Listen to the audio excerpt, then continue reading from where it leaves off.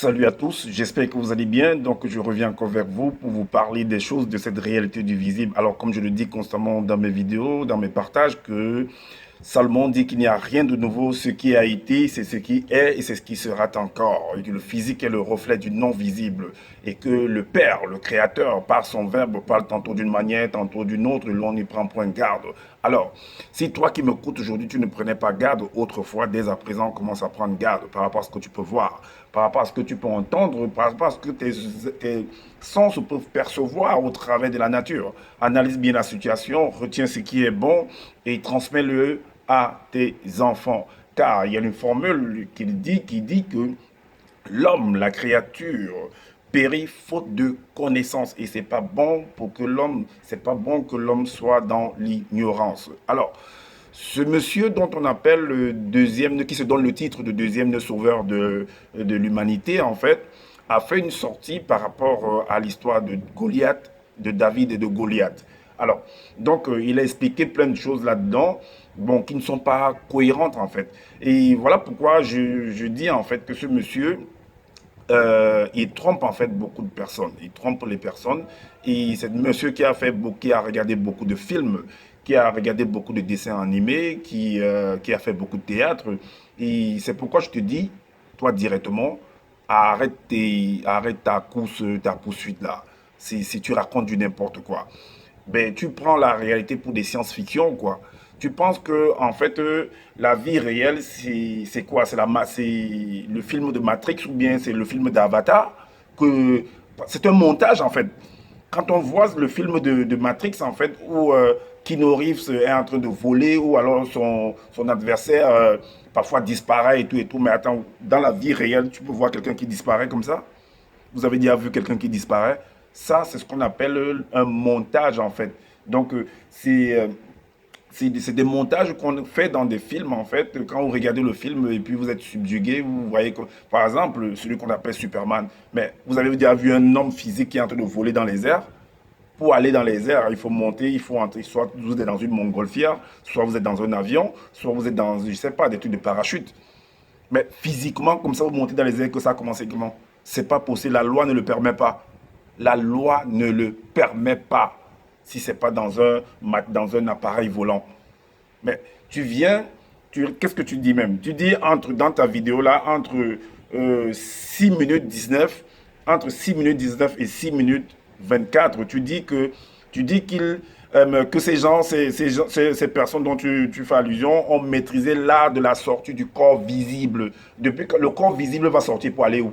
Mais si tu dis que le corps visible est sorti, c'est un peu comme si ça revenait, ça faisait référence comme si ces gens de la NASA qui nous disent qu'ils sont allés hors de l'univers, hors du globe visible. Depuis quand tu confonds tu confonds tes trucs en fait. C'est pourquoi on dit que tu racontes du n'importe quoi. Et puis tu m'avais dit que tu es le seul enseignant. Tu es quel seul enseignant?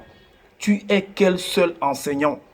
D'autres vont venir, bon, il y a des formules qui disent, par exemple, que l'élève ne peut pas surpasser, l'élève ne pourra pas surpasser les... Mais attends, quel maître? Un maître qui est devenu fou, quoi. On ne doit pas surpasser un maître qui est devenu fou. Bon, tout dépend de quel maître.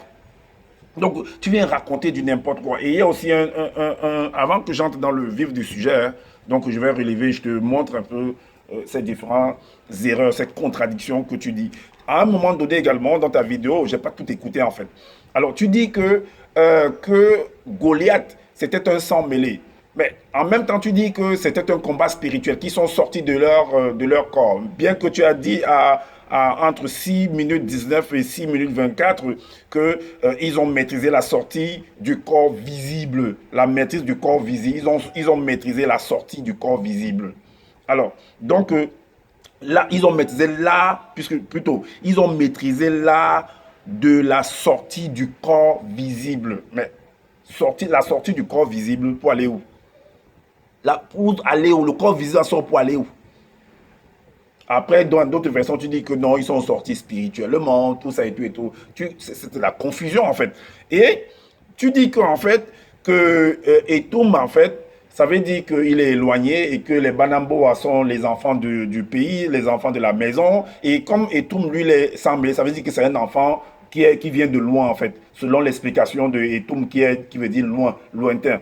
Alors, donc, mais Une femme, comme le cas de Rebecca, va avoir deux enfants, par exemple, qui sont dans un site des jumeaux, en fait. C'est-à-dire que Ésaü et Jacob, dans le ventre. Par exemple, c'est un exemple, hein, Jacob sort, par exemple, sans mêlé ou bien blanc, ou bien comme la couleur d'un Européen. Et l'autre sort noir. Donc la maman là, peu importe celui qui va enceinter cette femme là et tout et tout. Voilà. La maman là a ses enfants, elle va dire, puisque elle a une couleur noire, elle va dire que par exemple, Jacob qui est sorti en fait d'une autre couleur différente de celle d'elle, de sa couleur, elle va lui dire que non, toi tu es de loin, tu n'es pas de ma race, ah, c'est ça qu'elle va dire. C'est ce que tu veux nous faire comprendre. Quand on vous dit que ce monsieur est un raciste, tu es un gros xénophobe en fait. Tu es un raciste. Tu es en train de mettre la division entre les Européens et les Noirs. Tu fais mal en fait. Ta justice est vraiment mal placée en fait. Tu n'es pas impartial dans ta justice. Est-ce que tu comprends? On a accepté ces bêtises-là parce qu'on ne connaissait rien et d'autres continuent à accepter ces choses-là en fait. Et moi, j'ai dit, je viens là pour briser les seaux, pour déchirer le rideau et montrer ton imposture. Voilà. Tu dis que spirituellement, vu qu'ils sont sortis spirituellement, voilà, vu qu'ils sont sortis spirituellement, donc étant un sang mêlé, donc spirituellement, on a vu en fait que le faciès, c'est ce que tu dis, le faciès, donc on a vu un sang mêlé dans le plan spirituel. Mais voici ce que tu as écrit toi-même dans ta Bible là.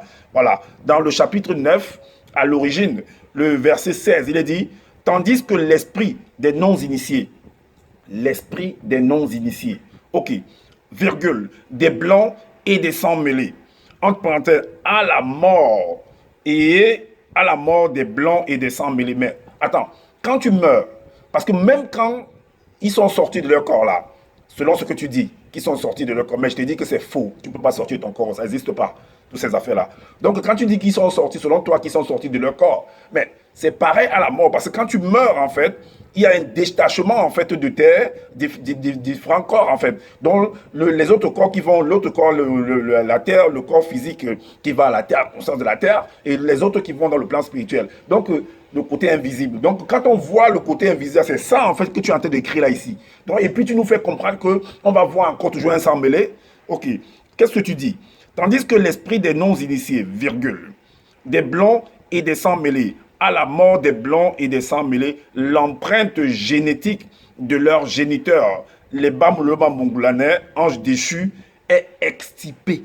Est extirpée. Donc quand tu le vois dans cet aspect-là, ce sang mêlé-là, selon toi, on analyse, hein, moi j'analyse en fait pour te montrer en fait que tu es en train de raconter du n'importe quoi. Ok, donc quand tu le vois dans ce passé, ça symbolise qu'il est allé, c'est quand quelqu'un meurt également. Donc il est allé de ce côté. Mais c'est pas possible, tu ne peux pas sortir de ton corps physique.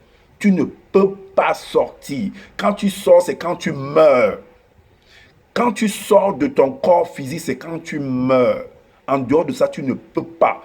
Toutes les choses que tu es venu écrire de Genèse à Apocalypse, que quelqu'un est sorti de son corps, il est allé, je ne sais pas où, c'est faux.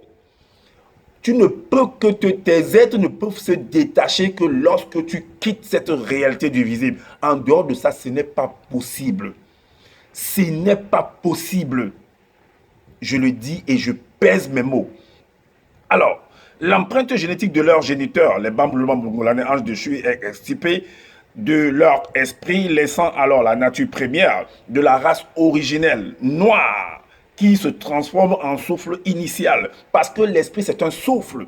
Est-ce que tu comprends? Mais leur âme conserve l'empreinte génétique de leur géniteur. Les Bamboulou-Bamboulou-Lanais, anges déchus, pour comparaître au jugement, et celui des animaux seront purifiés. Voilà. Donc, on voit la grosse contradiction, en fait, dans ce que tu viens de donner comme enseignement. Est-ce que tu vois? Vous venez, tu pars piquer les choses, tu arranges à ta manière, et en plus, ça te cale encore au cou. Ça t'attrape encore. Tu vois comment le piège attrape la souris? Tu es complètement, tu es piégé en fait dans ton truc. Tu viens raconter du n'importe quoi et quand on va venir en fait rectifier ça, tes sujets vont venir avec des commentaires bizarres et tout, parce que vous ne voulez pas réfléchir. Cet homme-là est en train de jouer de la science-fiction dans vos têtes parce qu'il a trop regardé l'étude, il a joué les games en fait. Parce que dans les games en fait, c'est un peu comme l'étude de Dragon Ball Z. Dragon Ball Z, les chevaliers du Zodiac, où les gens montrent comme les gens, c'est parce que vous regardez à travers la télé, c'est du virtuel en fait. Mais le virtuel, c'est le virtuel, mais la réalité physique, c'est autre chose en fait. Aucun homme sur la terre, si depuis le départ jusqu'à la fin, ne peut pas sortir de son corps physique étant vivant comme ça. C'est pas possible. Si c'était le cas, mais je t'appelle depuis là, comme tu as toujours dit à ceux que tu appelles les faux pasteurs, que qui viennent t'attaquer. Viens également, sors de ton corps et viens me retrouver où je suis actuellement. Ou alors tu fais comprendre que Etum en fait a insulté l'entité protectrice, par exemple, des Tombouane Bila, selon ce que tu dis dans ton enseignement. Et là, il s'est fâché que moi-même, j'insulte l'entité qui t'accompagne. Moi-même, je le dis. Je l'insulte parce que je te dis de venir, tu ne veux pas venir. Donc, l'entité qui t'accompagne là, mais pourquoi il n'agit pas? Pourquoi cette entité n'agit pas? Mais vous rigolez ou quoi? Vous venez raconter des bobas, des barlivennes aux gens et les gens sont les acceptent. Après, quand tu fais un lancement, gloire à l'Oba, gloire à l'Oba. Mais attends, moi je disais ça, mais j'en prenais derrière, puisque voilà le résultat aujourd'hui. Et je réveille tous ceux qui savent qui ont la jugeote de réfléchir correctement, d'analyser correctement ce que ce monsieur, ce que tu es en train de dire. Et ils feront la vérité là-dedans. Arrêtez de venir gloire à l'Obal, gloire, le seul enseignant, arrêtez ça. Asseyez-vous et réfléchissez un peu. Analysez. Étudiez ce qu'il est en train de dire. Chaque mot, chaque détail. Lisez dans son truc. Vérifiez avec les Bibles classiques également. Vous allez voir qu'il raconte n'importe quoi, comme moi je l'ai vu également. Alors, donc, on va entrer dans le vif du sujet. Comme je l'ai toujours dit dans mes partages, que nos pères, nos mères dans les temps de foi ont toujours appuyé leur dire par des métaphores, par des proverbes, en utilisant les éléments de la faune et de la flore. Ils ne peuvent pas aller au-delà. C'est ainsi. Tel qu'ils l'ont fait hier, nous aussi nous le ferons aujourd'hui et les autres le feront demain. C'est ainsi. Donc, David contre Goliath. Alors, bataille familiale, vision de la statue. Alors, le contexte est très très important. Le contexte est très très important. Qui sont les Philistins et qui sont les Israélites? C'est important. Pourquoi se retrouvent, à un moment donné, se retrouvent en train de batailler? Pourquoi?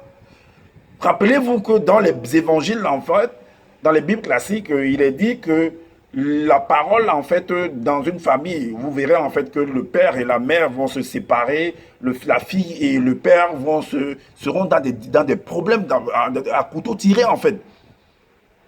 C'est ce qui est dit. Maintenant, parce qu'il faut situer, il faut savoir qui est qui, en fait. Pourquoi est-ce que les Philistins se retrouvent en train de batailler? Qu'est-ce qu'ils discutaient? On va entrer dans le vif du sujet. On va aller dans Genèse pour comprendre déjà la généalogie, qui sont les Philistins et les Israélites. Parce que c'était ça. Bon, lui, il appelait ça sa langue là-bas, les Tombouane Bila et les Philistins, les Banamboa, c'est ce qu'il appelle. Donc, alors, on va dans Genèse au chapitre 10. Vous allez comprendre qui sont les Philistins et qui sont les Israélites, si c'est la même famille ou pas. Alors, donc, le chapitre 10, le verset 1, dans le livre de la Genèse, dans la Bible classique, il est dit que voici la postérité des fils de Noé, Sem, Cham et Japheth. Est-ce que vous comprenez?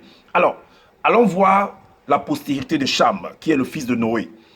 Au verset 6, il est dit, les fils de Cham furent Cush, Misphraïm, et dans sa Bible là-bas, dans le livre des Chroniques, il le dit également. Est-ce que vous comprenez? Dans le livre de 1 Chronique, il le dit également. Parce que dans 1 Chronique également, il va le dire. Donc on dit Misphraïm, lui il appelle ça dans sa langue là-bas, Djené. Est-ce que vous comprenez? Et Pout et Canaan, dont les enfants de Cham, parmi les enfants de Cham, il y avait Djené, dont il y avait Misphraïm et il y avait Canaan. On va voir, même dans sa Bible là-bas, il dit bien que de Cham, en fait, qu'il appelle Cham, il appelle Bowinda.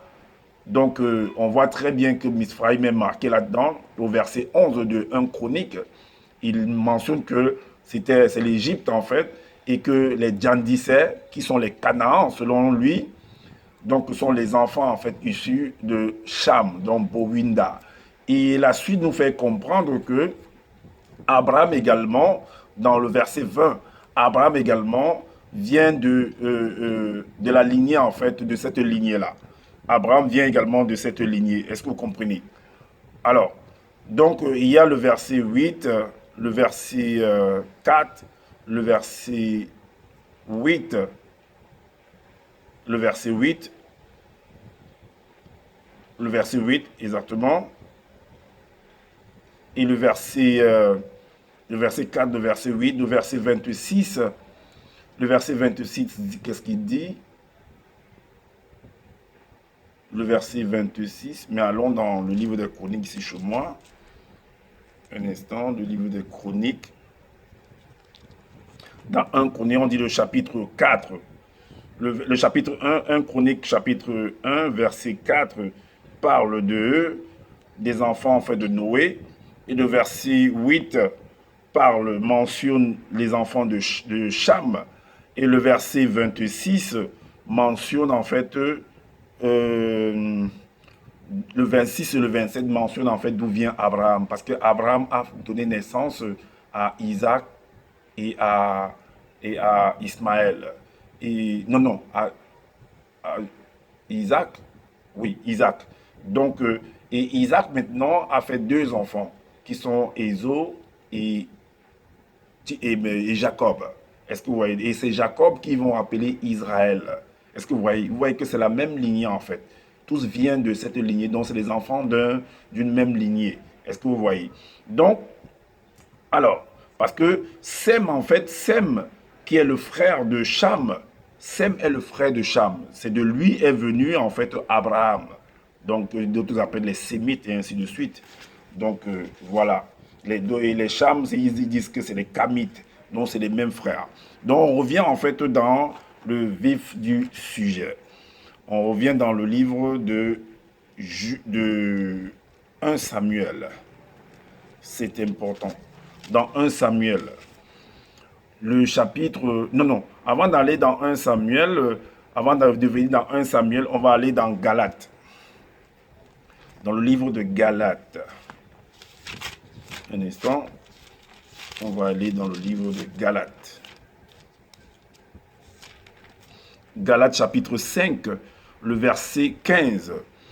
Le verset 15, il est dit, mais si vous vous mordez et vous dévorez les uns les autres, prenez garde que vous ne soyez détruits les uns par les autres. Et dans 1 Corinthiens,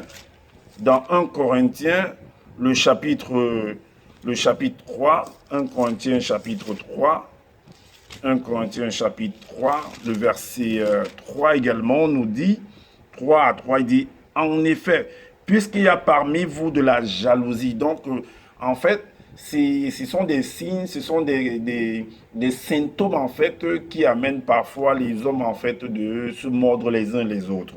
C'est ce qu'il est dit là, que en effet, puisqu'il y a parmi vous de la jalousie et des disputes, n'êtes-vous pas charnels et ne marchez-vous pas selon l'homme dont l'homme livré à lui-même en fait. Alors, qui ne respecte pas la loi et c'est ce qui ne veut pas écouter en fait les lois de la nature. Est-ce que vous comprenez? Alors, donc les causes de la bataille, d'une bataille familiale en fait, elles sont nombreuses. Il y a la concurrence, il y a le positionnement, il y a parfois le fait que vous cohabitez ensemble, le terrain, l'autre va dire que non, tu as bouffé un peu mon terrain. Donc, il y a également des problèmes, les causes en fait, elles sont multiples. Hein. Ça peut être dans un domaine économique en fait, des problèmes d'économie, ça peut être des problèmes sociaux, ça peut être, comme j'ai dit, des problèmes de terrain, les problèmes de richesse économique, quoi. Donc, lors de la terre, en fait, de l'héritage. Ça peut entraîner, en fait, 2 frères, 2 sœurs, des familles à se diviser, à faire des batailles. Est-ce que vous comprenez? Et vous devez aussi comprendre qu'il y a, en fait, ce qu'on appelle... donc, il y a cette concurrence-là. Il y a sur tous ces plans-là dont on vient de mentionner et d'autres plans également que vous pouvez, parce que des gens, l'homme est appelé à aller à la conquête en fait des choses. Donc il y a toujours la bataille, c'est la loi. C'est la loi. Voilà pourquoi on va dans Genèse 13, dans le livre de la Genèse au chapitre 13. Vous allez voir une bataille qui s'est manifestée là-bas d'une manière ou d'une autre. Le chapitre 13, le verset 2, il est dit, Abraham était riche en troupeaux, en argent et en or. Le verset 5 nous dit, Lot, qui est son neveu, qui voyageait avec Abraham avait aussi des brebis, des bœufs et des tentes. Alors, le verset 7 nous dit, il y eut querelle entre les bergers des troupeaux d'Abraham et les bergers des troupeaux de Lot. Les Cananéens et les Phérésiens habitaient alors dans le pays. Le verset suivant nous dit, Abraham dit à Lot, qu'il n'y ait point, je te prie, de dispute entre moi et toi, ni entre mes bergers et tes bergers, car nous sommes frères. Mais je vous dis, avant qu'il ne dise ça, la bataille a eu lieu. Parfois, vous verrez qu'un village contre un village, c'est des frères, comme ce qui s'est passé avec les Hutus et les Tutsis. Il y a eu massacre, en fait. Il y a eu massacre d'hommes et de femmes, viol dans cette dispute-là. Parce que peut-être le troupeau de l'autre a fait ceci. C'est des choses qui sont courantes dans la vie de tous les jours. Est-ce que vous voyez? Donc, c'est un peu comme ce qui se passe, par exemple, au Cameroun, au sud-ouest, ça va. Mais quand ils massacrent les enfants qui doivent aller à l'école, ils massacrent qui? Ce ne sont pas leurs frères, ce ne sont pas les enfants. Quand ils violent leurs sœurs, ce ne sont pas les sœurs. Est-ce que vous voyez un peu? Le verset suivant nous dit, tout le pays n'est-il pas devant toi? Ou alors ce qui se passe, par exemple, en Afghanistan, avec les talibans les autres, parce que les talibans ont pris le pouvoir, les autres sont en train, ou c'est les Afghans qui sont en train de fuir. Pourtant, c'est la même famille. Est-ce que vous voyez? Donc, tout le pays n'est-il pas devant toi? Sépare-toi donc de moi. Si tu vas à gauche, j'irai à droite, à droite. Si tu vas à droite, j'irai à gauche. Est-ce que vous voyez? Alors, on va entrer maintenant dans la phase de confrontation.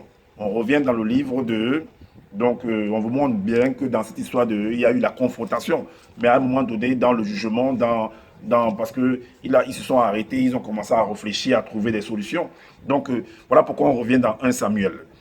1 Samuel au chapitre 17, à partir du verset 1, le verset 2. Il est dit, les Philistins réunissent leur armée pour faire la guerre. Ils se rassemblèrent à Soko, qui appartient à Juda. Ils campèrent entre Soko et Azeka, et après Damim. Saul et les hommes d'Israël se rassemblèrent aussi. Ils campèrent dans la vallée des Térébintes, et ils se mirent en ordre de bataille contre les Philistins. Donc, en fait, ça ressemble en fait à l'histoire dans le film de 300 Spartiates. Parce que pour combattre, ils sont allés, si vous voyez ce film, ils sont allés sur une vallée qu'on appelle les Portes Chaudes. Et les soldats en fait, du roi Léonidas ont fait face en fait, aux hommes de Xerxès. Est-ce que vous comprenez? Donc Xerxès est là comme si, bon, il se dit qu'il est un dieu, il a tout. Donc il faut que le roi Léonidas en fait soit comme son gouverneur, lui soit soumis en fait. Et il n'accepte pas ça. Est-ce que vous voyez? Et la bataille est très très terrible. Donc c'est le même principe. C'est le même principe également avec le combat de MMA. Est-ce que vous voyez? Donc deux hommes vont s'affronter et derrière chaque homme il y a en fait des supporters. C'est aussi comme les combats de gladiateurs. Et maintenant, des personnes vont assister soit sur le terrain, d'autres seront également à distance. Ils vont regarder, ils vont assister à travers la télé également, à travers la radio, ils vont écouter le combat, ils vont regarder. C'est un peu comme quand tu regardes un match de football, c'est deux pays qui s'affrontent, c'est deux clubs, c'est deux territoires, c'est deux villages, c'est deux villes qui s'affrontent en fait. Et on va voir qui est le gagnant. Est-ce que vous voyez? Et tout ça, avant d'affronter, on passe par des entraînements. Donc le monsieur va venir vous raconter, que ce monsieur le deuxième, que c'était un combat spirituel, c'était ceci, c'était mais qui arrête ça. Aucun homme sur la terre ne peut sortir de son corps étant vivant. C'est pas possible. Tu le fais, ça c'est possible que quand tu meurs. C'est écrit dans le livre de l'Ecclésiaste, au chapitre 12 là-bas. Quand tu meurs, tes êtres se divisent en fait. Est-ce que vous voyez? L'âme va dans son côté astral, le physique le spirituel va dans son côté spirituel et le corps rentre à la conscience de la terre. Tout simplement, ne viens pas nous raconter des bêtises. Et les gens sont là, sont en train d'accepter ça. Analysez au moins, non? Vérifiez avec des versets. Quand il parle, vérifiez. Attrapez-le si c'est prêt pour parole. Ne vous laissez pas faire. Ne vous laissez pas faire, ne vous laissez pas intimider. Et il a une habitude là, il va dire, oh Loba, il fait des trucs, des cris de guerre comme dans des films en fait. Pour impressionner, ça n'impressionne pas du tout. Justement, ça peut impressionner celui qui vient d'écouter, comme nous également au départ. On était impressionnés en fait. Mais attends, quand tu pénètres le fond, c'est écrit bien au départ de ta Bible là, que tu as copié un peu de partout. Tu dis bien dans la préface que, qu'est-ce que tu dis? Ah ben voilà. Par rapport à la compréhension de l'être qu'on appelle Dieu, ben, par rapport à la compréhension de moi, de la nature, de toi. Donc, il est vrai que l'infériorité de la compréhension de l'homme du visible ne lui permet pas de pénétrer la manifestation non visible de la mystérieuse nature intime de Dieu. Dans l'homme dépourvu, l'achèvement, mais au fur et à mesure que la manifestation de la conscience spirituelle se développe en lui, son moi intérieur pénètre mieux le fond de la réalité et il s'en fait une idée juste, plus juste et plus adéquate du bon sens, bien que continuellement inachevé. Ça c'est vrai, inachevé parce qu'on ne finit pas d'apprendre. Est-ce que vous voyez? Donc on apprend tous les jours. Alors, faut pas venir nous raconter n'importe quoi. C'est pourquoi c'est un problème de concurrence en fait. C'est un problème de combat. C'est un combat c'est un problème de positionnement. Est-ce que vous voyez? De positionnement dont chacun veut se positionner. Voilà pourquoi on va aller en fait dans le livre de Marc, chapitre 3, au verset 26. Alors, qu'est-ce qu'il est dit? Si donc Satan se révolte, ça c'est comme une métaphore en fait, c'est comme un proverbe pour appuyer en fait ce que je suis en train de dire. Voilà pourquoi on utilise le mot Satan. Ben, lui, il vient faire la vidéo, il dit que Satan depuis son royaume, selon la vidéo de... La vidéo de quoi? Il a la vidéo qu'il a faite là sur quoi même encore? Il a une vidéo, il a fait là par rapport, il parle de Satan, que Satan, voilà, par rapport au morceau trempé, que Satan était depuis son royaume. Quel royaume? Je demande que mais, le royaume de Satan là, c'est où? Mais j'ai vu un commentaire où on me dit que moi je délire en posant la question de savoir où est le royaume de Satan. Mais c'est pourquoi je vous ai dit que derrière ces mots-là, ces identifiants, ces titres-là, c'est des hommes qui sont derrière. Parce que il suffit que la France, par exemple, depuis son royaume, depuis son pays là-bas, parce que le pays c'est un royaume, il téléguide ses soldats.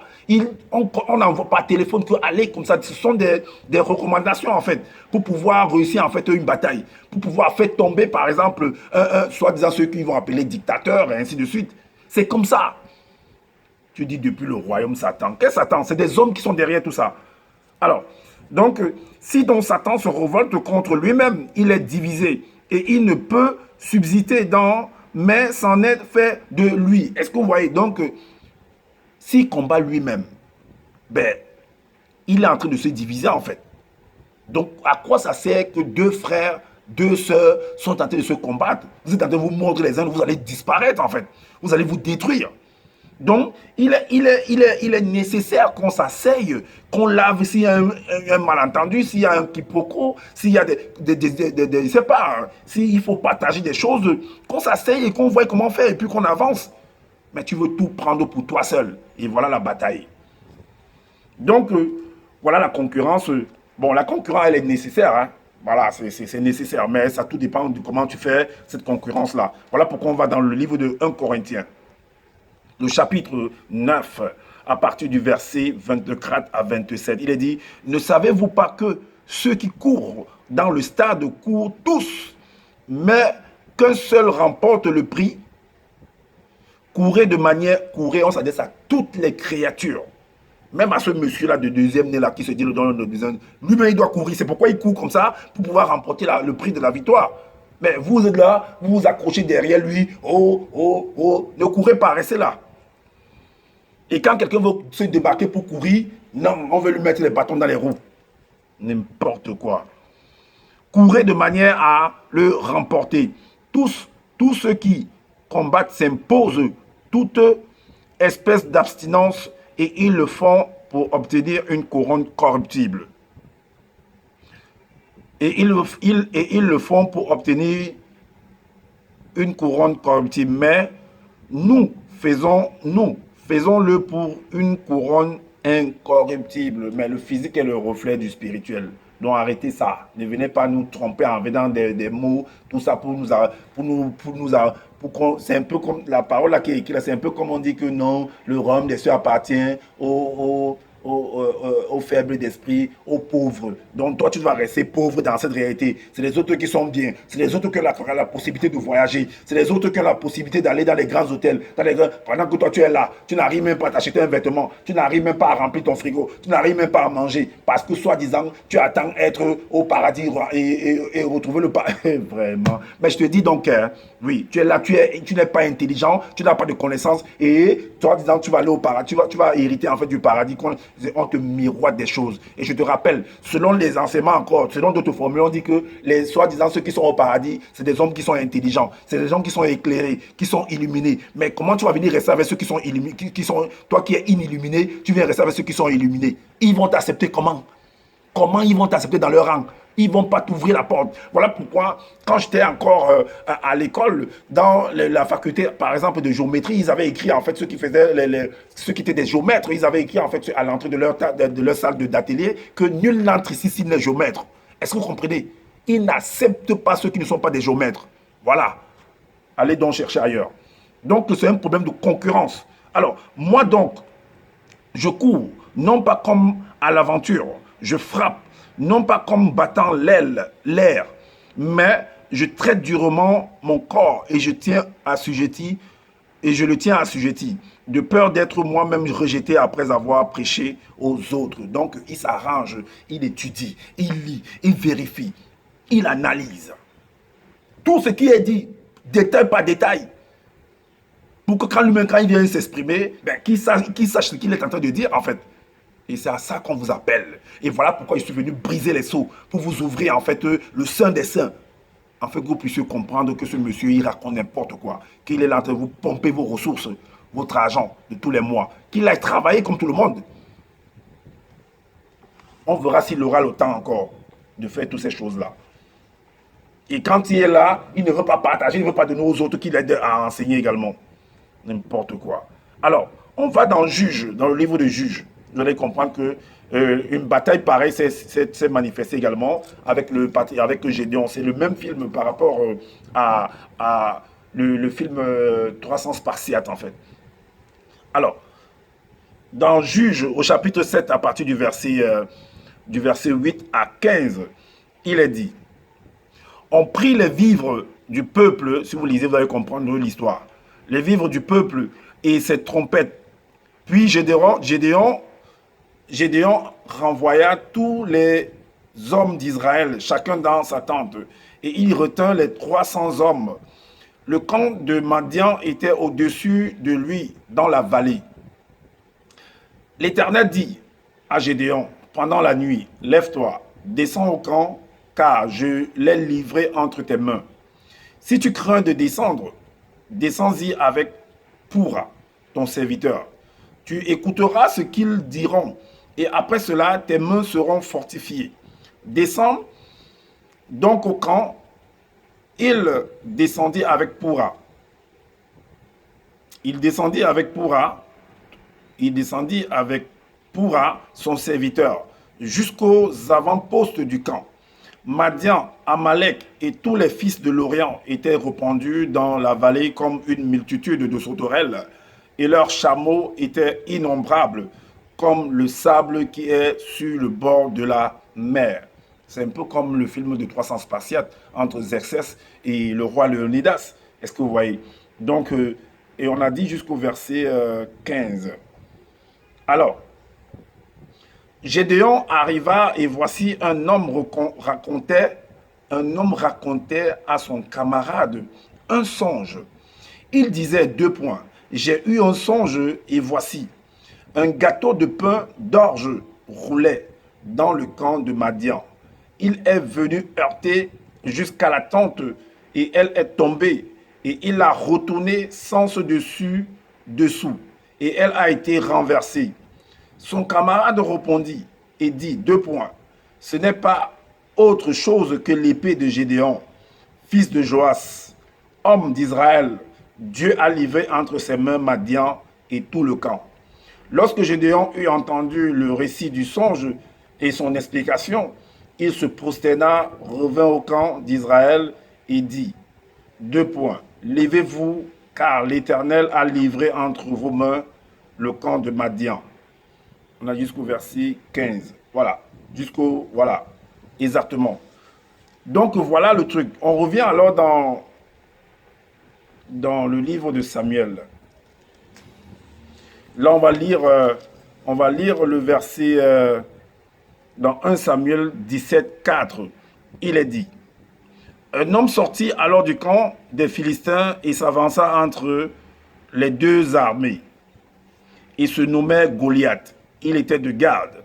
Et il avait une taille de 6 coudées et un empan. Est-ce que vous voyez? On va entrer dans la profondeur pour voir un peu ce que c'est. On va aller dans le psaume 87. Psaume 87, à partir du verset 4. On va dire, pour montrer encore entre les Philistins et les Israélites. Je proclame l'Égypte et Babylone parmi ceux qui me connaissent. Même dans sa Bible là-bas, il a bien dit que ce sont des frères. Ce sont des frères, vous pouvez aller voir. Hein. Dans Psaume 87, il dit Djener, qui signifie Égypte, et Djombela Mundi, qui signifie Babylone. Mundo, qui signifie Éthiopie. Banamboa, qui sont les Philistins, sont tous frères de race. Et sont nés à Wassé, étant issus de la lignée de Sawa. C'est ce qu'il a écrit là-bas. Donc voilà, il a ajouté ce qu'il a ajouté là-bas. Mais ici, dans les Bibles classiques, je proclame l'Égypte et Babylone parmi ceux qui me connaissent. Voici le pays des Philistins, Tyr avec l'Éthiopie. C'est dans Sion qu'ils sont nés. Sion, en fait, c'est à Jérusalem, en fait. C'est en Israël. Sion, les sionistes. Alors, donc, on repart maintenant on revient dans 1 Samuel 17 à partir du verset 8 à 10. 8 à 10. Non, on va plutôt 1 Samuel 17, 5 à 7. Il est dit 5 à 7. Sur sa tête, ce personnage qui est avancé, en fait, qui était Goliath, en fait. Donc, je dis, c'est une conception. Ça ressemble également à une lutte traditionnelle, hein, à une lutte traditionnelle entre deux villages. Parce que parfois, un village peut malmener, en fait, tous les autres villages. Et il y a toujours un petit là-bas qui va s'entraîner, qui va venir, en fait, renverser la tendance. Et c'est ce que David a eu à faire face à Goliath. Alors, à ce géant, parce que quand on parle de géant, une société peut être également un géant, un homme également peut être un géant par son intelligence, par ses ressources, par son charisme, il peut être un géant. Est-ce que vous voyez? Une mastodonte. Donc, sur sa tête était un casque d'airain et il portait une cuirasse à écailles du poids de 5000 cycles d'airain. Et il avait aux jambes une armure d'airain et un javelot d'airain entre les épaules. Le verset 7 nous dit, le bois de sa lance était comme une ensouple de tisserand. Et la lance pesait 600 cycles de fer. Celui qui portait son bouclier marchait devant lui. Donc là, il veut nous faire comprendre en fait que c'était les armes du monde occulte. Mais allez voir la définition du mot occulte. Occulte veut dire spirituel. Quelque chose d'invisible en fait. Donc il veut nous faire comprendre que les armes là, c'était invisible, que c'est les armes du monde et que le monde occulte en fait, c'est le monde des déchus, que c'est le monde de Satan et tout et tout. Mais c'est n'importe quoi. Allons voir dans 1 Corinthiens, parce que ce n'est pas écrit là-bas que c'est les armes spirituelles, c'est les armes du monde occulte. Hein. C'est écrit les armes spirituelles du croyant. Est-ce que vous voyez? Maintenant, les Bibles classiques, c'est écrit les armes du chrétien. Dans Philippiens, dans Éphésiens en fait. Dans le livre d'Éphésiens. Dans le livre d'Éphésiens au chapitre 6. Même chez toi, c'est bien écrit là-bas. C'est bien écrit là-bas dans le livre de Essombé au chapitre 38. Tu as écrit le chapitre 38, tu as mis quoi? Le titre c'est quoi? Les armes spirituelles des initiés. C'est ce que tu as écrit. Mais quand tu viens faire la vidéo, tu viens en fait, tu veux masquer les choses, tu ne veux pas dire les choses telles qu'elles sont. Tu dis que non, c'est les armes spirituelles du monde occulte. Et les soldats, les gens de l'armée qui sont sur terre là, qui portent des casques, les CRS par exemple en France, qui portent des casques, ils mettent des trucs, des armées un peu. Eux c'est quoi? C'est le monde occulte aussi. C'est le monde occulte aussi. On dit que c'est des hommes qui sont derrière. Les gens sont venus écrire. Tu nous dis qu'ils sont partis. C'est ce qu'ils ne voyaient. Ils ne faisaient qu'écrire ce qu'ils voyaient en fait, physiquement. Arrête de nous raconter n'importe quoi. Donc, dans Ephésiens 6, à partir du verset 13 à 17, dans les Bibles, il est dit, c'est pourquoi prenez toutes les armes de Dieu afin de pouvoir résister dans les mauvais jours et tenez ferme après avoir tout surmonté. Tenez donc ferme, ayez en vos reins la vérité pour ceinture, revêtez la cuirasse et la justice. Mettez pour chaussures à vos pieds le zèle que donne l'évangile de paix. Prenez par-dessus tout cela, bouclier de la foi avec lequel vous pourrez éteindre tous les traits enflammés de l'ennemi. Alors, donc, et verset 17, prenez aussi le casque du salut et l'épée de l'esprit qui est la parole de Dieu. Donc, voilà. Alors, on revient en fait dans 1 Samuel à partir du verset 8 à 17. Le Philistin s'arrêta et s'adressant aux troupes d'Israël, rangées en bataille, il leur cria 2 points. Pourquoi sortez-vous pour vous ranger en bataille? Ne suis-je pas le Philistin et n'êtes-vous pas les esclaves de Saul, de Saül? Choisissez un homme qui descend contre moi. Est-ce que vous voyez? Donc, vous voyez que c'est un combat d'idées, ainsi de suite.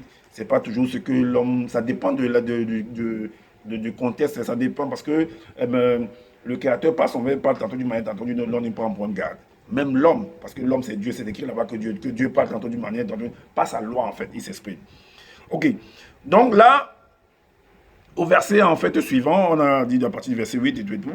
Donc choisissez un homme, s'il peut me battre et qu'il me tue, nous vous serons assujettis. Mais si je l'emporte sur lui et que je le tue, vous vous serez assujettis et vous nous servirez.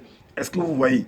Le verset 10 dit quoi? Le Philistin dit encore, je jette en ce jour un défi à l'armée d'Israël, donnez-moi un homme et nous nous battrons ensemble. Vous avez vu? Ça peut être la lutte traditionnelle entre les villages, ça peut être le combat de MMA comme aux États-Unis, ça peut être un combat de boxe, ça peut être un combat de gladiateurs, et tu vois, ils portent des armures, ça peut être les Jeux Olympiques, tout différent, les karatés, ainsi de suite. Est-ce que vous voyez? Donc c'est ça qui se produit là. Ça peut être également une armée, un pays contre un pays. Est-ce que vous voyez? Donc la guerre qui s'est produite en fait contre la Russie en Ukraine là-bas. Est-ce que vous voyez? Donc c'est un peu ce genre de choses.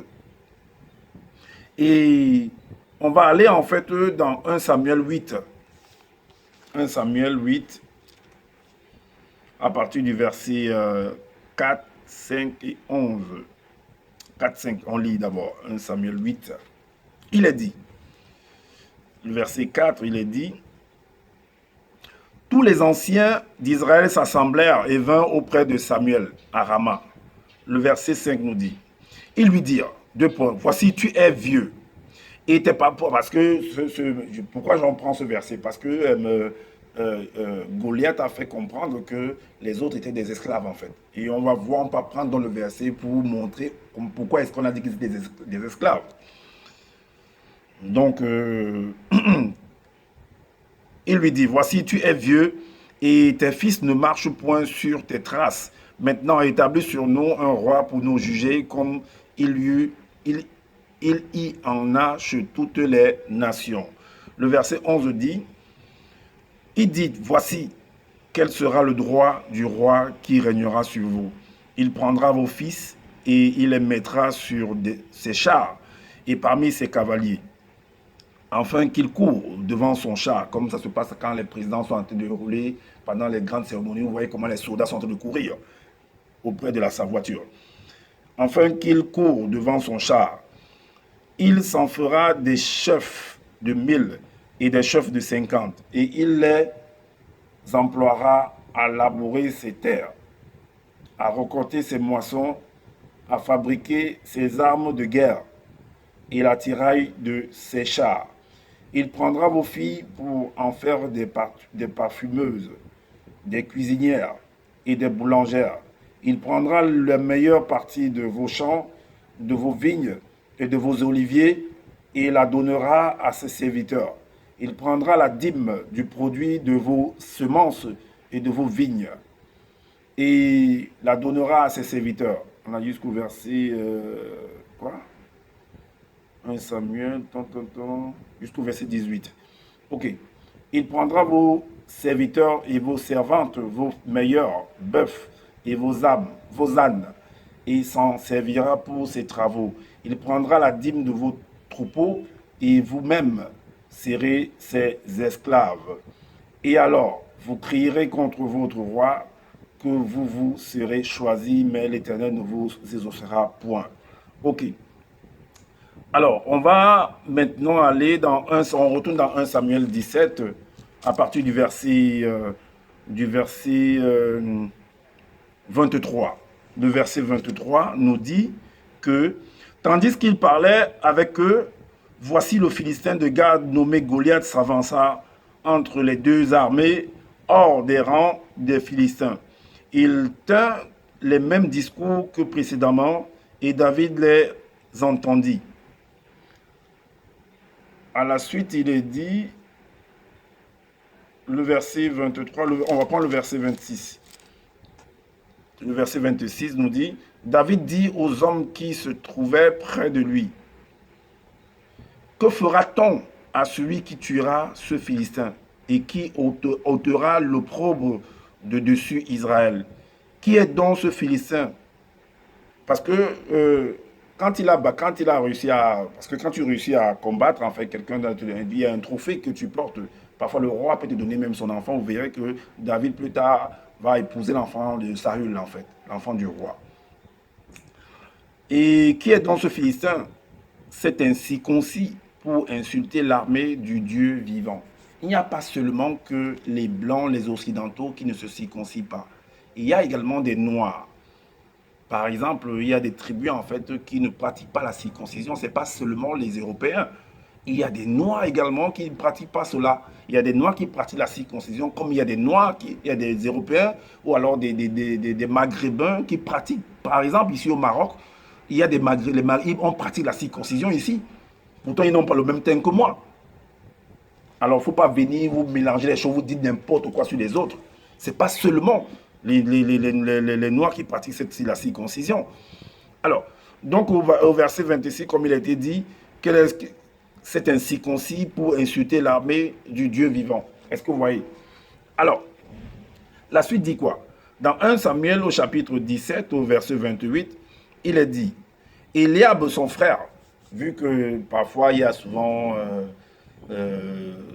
du leadership entre les femmes, dans les frères, parmi les frères, les uns n'apprécient pas les autres, un peu comme ce qui s'est passé avec l'histoire de Joseph. Ses frères, parce que Joseph était quelqu'un qui se démarquait, quelqu'un qui faisait la différence en fait. Et ses frères en fait n'appréciaient pas ça au point où ils ont tendu un coup à Joseph. Vous avez dans le livre de la Genèse là-bas. Donc Eliab, son frère aîné, qui l'avait entendu parler à ses hommes, fut enflammé de colère contre David. Et il dit, pourquoi es-tu descendu et à qui as-tu laissé ce peu de brebis dans le désert? Je connais ton orgueil et la malice de ton cœur. C'est pour voir la bataille que tu es descendu. Alors, 1 Samuel 17, 31. Lorsqu'on eut entendu les paroles prononcées par David, on les répéta devant Saül, qui le fit chercher. Donc, mais ils sont au lieu, vu que tu nous dis que mais le roi était où? Il était aussi dans le lieu de bataille là, ou bien il était chez lui. Parce qu'on entend les paroles, on va rapporter au roi. Mais donc, quelqu'un va venir batailler, il attend que toi tu pars dire au roi, et il revient, t'attend et tout, il est là pour traîner ça. On te massacre là-bas directement. Quand on vous dit que c'est des trucs des trucs physiques en fait, des comptes, des trucs, des montages que les hommes ont fait et tout, ils sont venus mettre là. Et quand vous n'avez pas la jugeote, vous devez en fait décoder, parce que c'est des paraboles, c'est des énigmes, vous devez décoder pour comprendre en fait la vraie réalité de la chose. Remettre les puzzles sur le droit chemin, sur la bonne place, la bonne position. Ça, c'est le château des clous de Fort Boyard, ça. Donc lorsqu'on eut entendu les paroles prononcées par David, on les répéta devant Saül qui les fit chercher. Le verset 32 nous dit que David dit à Saül que personne ne se décourage à cause de ce Philistin. Ton serviteur ira se battre avec lui. Alors, il ira se battre avec lui. Et maintenant, au verset 32, 33 à 36, Saül dit à David, tu ne peux pas aller te battre avec ce Philistin, car tu es un enfant et il est un homme de guerre dès sa jeunesse. David dit à Saül, ton serviteur faisait, il va lui donner en fait, il va lui montrer en fait, il va lui faire en fait, il va lui donner son programme d'entraînement, comment il s'entraînait, comment il s'est préparé pour aller, il est prêt pour faire la MMA. Est-ce que vous voyez? Il est prêt pour être un gladiateur également. Donc, ne me simplifie pas, il va lui donner en fait son plan de bataille. Comment son plan d'entraînement, comment il se formait, comment il faisait en arrière-plan. Donc, s'il vient dire cela, s'il vient dire des choses aujourd'hui, s'il vient se présenter, c'est parce qu'il sait de quoi il s'agit en fait. C'est parce qu'il a pénétré la chose. C'est un peu comme je vous dis généralement que ben, j'ai pénétré en fait la chose par l'initiation. J'ai compris en fait ce que le monsieur la cache en fait. Alors, donc, David dit à ton serviteur faisait paître les brebis de son père. Et quand un lion ou un ours venait, eh c'est ce que je faisais également auprès de toi. J'allais combattre les autres. Tu penses que quand il partait combattre là, j'utilisais quoi? La réflexion. Mais tu penses que si j'ai la capacité de combattre les autres, tu penses que c'est difficile de combattre toi-même? Parce que je connais les tactiques de guerre aussi. Et quand un lion ou un ours venait en enlever une du troupeau, je courais après lui et je le frappais et j'arrachais les brebis de la gueule. S'il se dressait contre moi, je le saisissais par la gorge, pape, je le frappais et je le tuais. C'est ainsi que ton serviteur a terrassé le lion et l'ours, et il en sera du Philistin, de cet incirconcis comme de l'un d'eux. Car il a insulté l'armée du Dieu vivant. Mais l'armée de quel Dieu? Ça veut dire qu'il insulte en fait le roi, parce que le roi c'est aussi un Dieu, comme tous les autres c'est des dieux également. Donc il insulte en fait l'emblème. Est-ce que vous voyez? L'emblème du territoire. David dit encore à l'Éternel, dit, l'Éternel qui m'a délivré de la griffe du lion et de la patte de l'ours me délivra. Est-ce qu'on est déjà on devait l'être, non, c'était à 36. On va maintenant dans, voilà, on va montrer en fait, à partir, parce que le verset 26, il avait demandé que David dit aux hommes qui se trouvaient près de lui, deux points, que fera-t-on à celui qui tuera ce Philistin? Donc si par exemple il pas tué, qu'est-ce qu'on va lui donner? Qu'est-ce qu'on va l'accorder? Qu'est-ce qu'il aura en retour? Alors, on va pour voir le retour en fait quand s'il réussit à combattre, au chapitre 18, verset 17, il est dit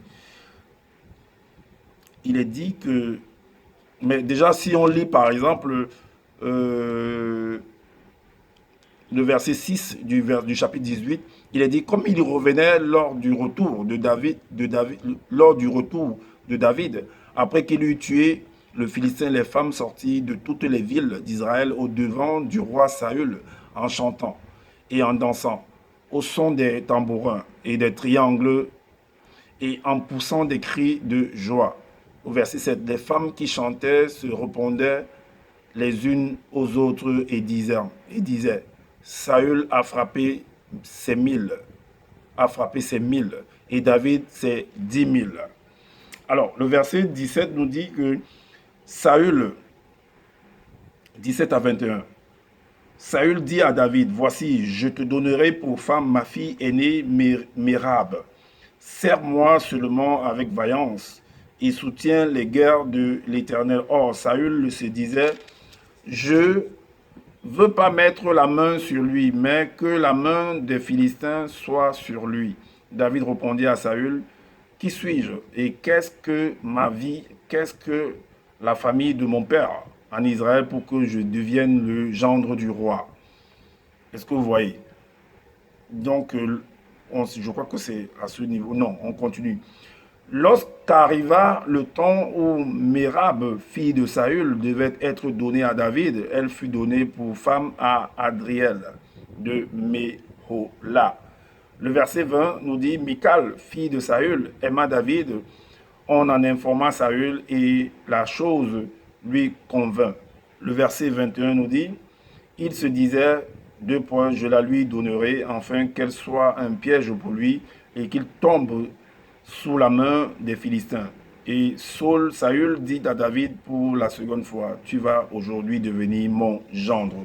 Donc on revient encore maintenant dans 1 Samuel au chapitre 17, à partir du verset 41, il est dit, le verset 41, il est dit, le Philistin s'approcha peu à peu. Donc pour combattre, vu que tout était conclu déjà, pour combattre avec lui, donc ils entrent dans le ring, dans l'arène, sur l'arène là pour batailler. Alors le Philistin s'approcha peu à peu de David, parce que normalement avant le combat, il y a toujours un arbitre là, et les combattants se regardent comme ça, ils ouvrent les yeux, ils sont en train de s'influencer en fait. Donc pour dire ça que je dis à lui-même que je vais te terrasser en fait. Le Philistin s'approcha peu à peu de David, et l'homme qui portait son bouclier marchait devant lui. Il portait son bouclier. Donc il bagarre, quelqu'un porte son bouclier. Waouh. Alors, le verset 42 nous dit, le Philistin regarda et lorsqu'il aperçut David, il le méprisa, ne voyant en lui qu'un enfant blond et d'une belle figure. Donc, en même temps, on dit que, et on fait comprendre dans la Bible du monsieur là que, du soit disant que Goliath était un Néphilim, un sang mêlé. En même temps, Goliath dit à l'autre aussi que celui-là était blond. Donc, c'était un blond, que David était un blond. Finalement, ben, qui est qui alors? Donc, vous voyez que les combats c'était aussi avec des idées, le combat de parole et puis de mains également physiques. Et d'une belle figure. Le verset 44 nous dit, 42, 44 nous dit, il ajouta, viens vers moi et je te donnerai ta chair aux oiseaux du ciel et aux bêtes des champs. C'est un peu comme dans les films. En fait, vous voyez quand les gens se lancent des paroles avant le combat. Reviens, je vais te donner ta chair à bouffer. Je vais te rendre comme une patate, comme une pâte à modeler en fait. Je vais te rendre en bouillie. Donc c'est des paroles pour choquer en fait l'autre, pour déstabiliser l'autre. Est-ce que vous voyez? Alors, le verset 46 nous dit, aujourd'hui l'Éternel te livrera, David aussi répond, l'Éternel te livrera entre mes mains, je t'abattrai et je te couperai la tête. Aujourd'hui je donnerai les cadavres du camp des Philistins aux oiseaux du ciel et aux animaux de la terre. Et toute la terre saura qu'Israël a un Dieu. Le verset 48 dit, aussitôt que le Philistin se mit en mouvement pour marcher au-devant de David, David courut sur le champ de bataille à la rencontre du Philistin. Est-ce que vous voyez? Chacun est en train de courir vers le bas. Est-ce que vous voyez? Donc le verset 49 nous dit, il mit la main dans sa gibecière, il prit une pierre et la plaça avec sa fronde. Il frappa le Philistin au front et la pierre s'enfonça dans le front du Philistin qui tomba le visage contre terre. Est-ce que vous voyez? Alors on va aller maintenant pour voir la révélation dans le livre de Daniel. Daniel chapitre 2 à partir du verset 36 à 45. Il est dit, voilà le songe, nous en donnerons l'explication devant le roi. Ô roi, tu es le roi des rois, car le Dieu des cieux t'a donné l'empire, la puissance, la force et la gloire. Il a remis entre tes mains en quelques lieux qu'ils habitent les enfants des hommes, les bêtes des champs et les oiseaux du ciel. Et il t'a fait dominer sur eux tous. C'est toi qui es à la tête d'or, Après toi, il se lèvera un autre royaume moindre que le tien, puis un troisième royaume qui sera d'airain et qui dominera sur toute la terre. Il y aura un quatrième royaume fort, comme du fer, de même que le fer brise et rompt tout. Il brisera et rompra tout, comme le fer qui met tout en pièces. Et comme tu as vu les pieds et les orteils en partie d'argile, de potier et en partie de fer, ce royaume sera divisé, mais il y aura en lui quelque chose de la force du fer. Parce que tu as vu le fer mêlé avec l'argile, et comme les doigts des pieds étaient en partie, on a vu jusqu'à combien? 45. Et comme les doigts des pieds étaient en partie de fer et en partie d'argile, ce royaume sera en partie fort et en partie fragile.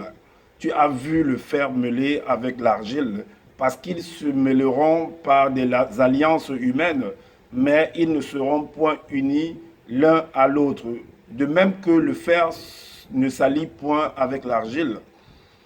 Dans le temps de ces rois, le Dieu des cieux suscitera un royaume qui ne sera jamais détruit et qui ne passera point sous la domination d'un autre peuple.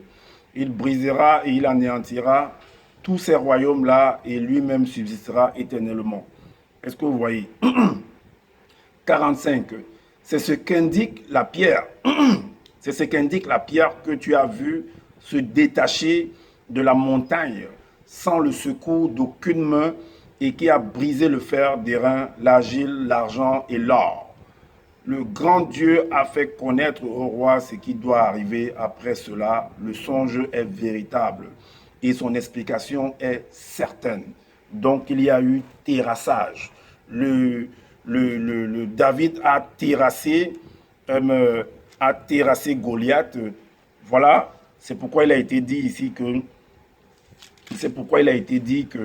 le Philistin, où ça, il mit la main dans sa gibecière, il prit une pierre et la lança avec sa fronde, et il frappa le Philistin au front, et la pierre s'enfonça dans le front du Philistin qui tomba le visage contre terre. On a renversé le pouvoir. Donc, le côté de David, le territoire des Philistins ne prendront plus le pouvoir. Donc, la ceinture de MMA revient maintenant à une autre personne. Est-ce que vous comprenez? Le titre de champion du monde revient maintenant à un autre pays. Voilà, c'est ce que j'avais à vous présenter. Et aussi, en fait, il y a également un autre aspect dans la Bible de ce monsieur-là. Toujours dans Sombel, là-bas, dans son livre de Sombel, dans le chapitre 38, les armes spirituelles des initiés, le verset 4, en fait, du chapitre 38, là, il dit quelque chose là-dedans. Il dit que, quand je vous dis que c'est une histoire d'homme, ce monsieur a écrit, il y a des indices, en fait, dans son truc, il se contredit parfois, mais c'est parce que vous ne lisez pas, que vous n'avez pas, en fait, trouvé. Mais si vous avez le temps de lire, vous allez comprendre, en fait, qu'il y a trop de contradictions dans ce qu'il dit, dans ce qu'il a écrit. Là, au verset 4, je prends juste une petite partie là, après la virgule. Il est dit là que contre les Bamouloula, des anges déchus du troisième ordre, écoutez bien, du troisième ordre, pouvoir, entre parenthèses, les Bamouloula en fait représentent le pouvoir mondial des ténèbres du plan visible. Pouvoir mondial des ténèbres du plan visible. Donc ça s'adresse au visible. Est-ce que vous voyez? Alors, donc pour dire quoi? Moi, je m'adresse encore à toi qui te dis que tu es deuxième et moi, je ne suis pas ton camarade. Et je vais te frapper dur. Je dis, je vais te frapper, je vais te claquer avec la bouchette d'allumette. On lance le convoi. Donc, je viens encore d'apporter la révélation par rapport à ce combat de David et de Goliath, par les bêtises que tu viens de raconter, des trucs que non, ils sont sortis du corps. Tantôt, tu dis qu'ils apprennent l'art de sortir du corps visible, comme tu as dit. Alors, voilà ça. Et on maîtrisait l'art de la sortie du corps visible. C'est quoi l'art de la sortie du corps visible? C'est quoi? C'est quoi ça? Tantôt tu dis que l'art de la sortie du corps, le corps spirituel. Après tu dis que l'art de la sortie du corps visible. C'est quoi en fait? Tu dis quoi finalement? Tu racontes, tu penses que tu prends les choses physiques pour des trucs de science-fiction, où on prend, comme les films d'Avatar, où quelqu'un entre dans une caisse et puis on fait les manipulations et puis il sort comme s'il était en train de voler dans les airs. Comme dans le film de Matrix, en fait. Tu penses que c'est la réalité? Tu as vu quelqu'un comme on fait le film de Superman, en fait. Hein? Mais c'est un montage, en fait. Je dis bien encore, aucun homme sur la terre, étant vivant comme je le suis là, ne peut sortir de son corps pour aller ailleurs. Si c'est le cas, viens donc. Sors de ton corps, viens. Tu es le deuxième de la création, tu maîtrises la sortie, donc viens donc alors me trouver ici là. Viens. Tu ne peux que te dissocier lorsque tu quittes de cette réalité du visible. Et quand tu t'associes que lorsque on te crée, tac, tac, tac, la fusion et la diffusion. Donc, partagez massivement cet enseignement-ci pour montrer l'imposture de ce soi-disant deuxième de la création qui se donne des titres et tout et tout. Et abonnez-vous massivement et activez la cloche d'éducation pour être averti des prochaines vidéos. Et laissez-nous des commentaires pour nous donner vos impressions. Alors, je vous dis de prendre soin de votre famille, de prendre soin également de votre santé. Et je vous dis à bientôt pour une prochaine vidéo. Ciao!